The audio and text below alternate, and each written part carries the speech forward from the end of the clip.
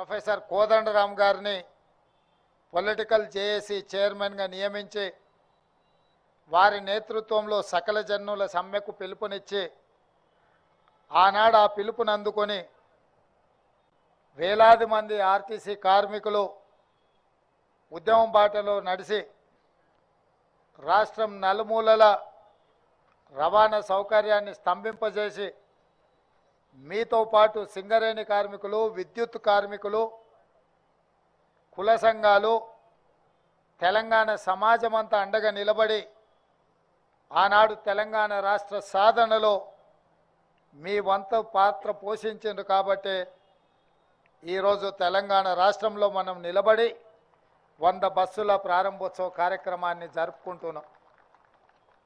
రాష్ట్రం వచ్చినాక మీ సమస్యలన్నీ పరిష్కారం అవుతాయని మీ కార్మిక సంఘాలను పిలిచి ఆనాటి ప్రభుత్వాలు చర్చలు జరిపి దీర్ఘకాలికంగా అపరిష్కృతంగా ఉన్న మీ సమస్యలు పరిష్కారం అవుతాయని మీరందరూ భావించినారు, మేము కూడా భావించినాం.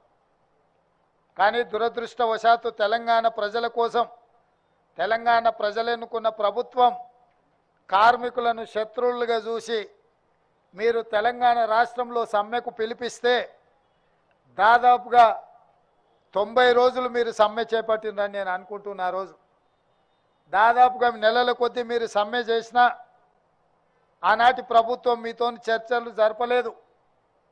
36 మంది కార్మికులు తెలంగాణ రాష్ట్రంలో సమ్మె సందర్భంగా చనిపోయినరు.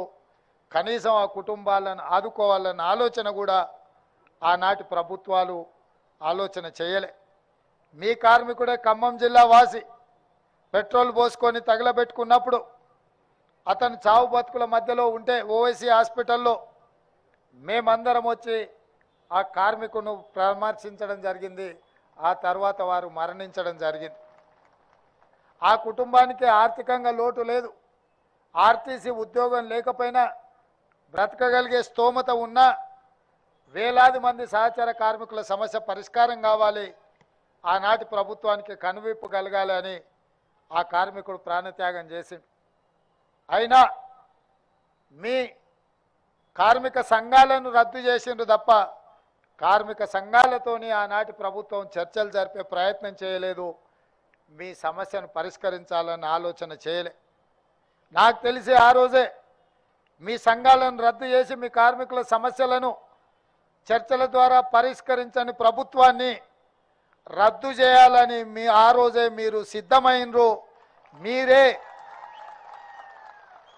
మీరే ఆనాటి నుంచి ఆనాటి ప్రభుత్వాన్ని రద్దు చేయడానికి బ్రాండ్ అంబాసిడర్లుగా మారి బస్సు ఎక్కిన వాళ్ళను, బస్సు దిగిన వాళ్ళను ప్రతి ఒక్కరిని ఇక ఏమాత్రం ఆనాటి ప్రభుత్వాన్ని క్షమించకూడదు అని చెప్పి ప్రతి ఒక్క ప్రయాణికుడికి చెప్పి ఈరోజు ప్రజాపాలన రావడానికి, కాంగ్రెస్ ప్రభుత్వం ఏర్పడడానికి మీరు అత్యంత ముఖ్యమైన పాత్ర పోషించరు అని చెప్పి పిసిసి అధ్యక్షుడిగా, ఈ రాష్ట్ర ముఖ్యమంత్రిగా ఈ వేదిక మీద నుంచి నేను చెప్పదలుచుకున్నా.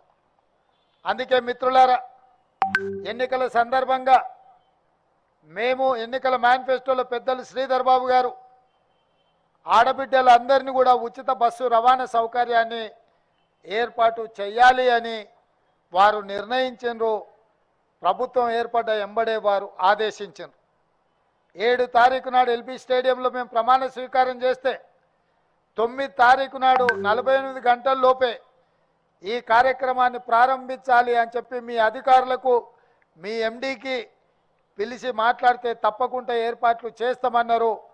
48 గంటల్లోనే శ్రీమతి సోనియా గాంధీ గారు హైదరాబాద్కు వచ్చి ఇచ్చిన హామీని, మొట్టమొదటి హామీని అమలు చేసిన చరిత్ర ఆర్టీసీ కార్మికులది. ఈరోజు రాష్ట్రంలో కానీ జరుగుతున్న శాసనసభలో 15,21,00,000 మంది ఆడబిడ్డలు ఆర్టీసీలో ఉచిత బస్సు రవాణా సౌకర్యాన్ని వినియోగించుకున్నారు. దీనికి దాదాపుగా 531 కోట్ల రూపాయల ఖర్చు అయింది అని చెప్పి లెక్కలు చెప్తున్నాయి. రవాణా ఏర్పాట్లు అమలు చేసింది మీరైతే మీకు అవసరమైన నిధులు బట్టి విక్రమార్క గారు ఈ సంస్థ లాభాలలో నడవాలి, కార్మికుల జీత భత్యాలు మొదటి తారీఖున వాళ్ళ ఖాతాలో పడాలి అన్న ఆలోచనతోటి ఇతరత్ర ఖర్చులను తగ్గించుకొని దుబారా లేకుండా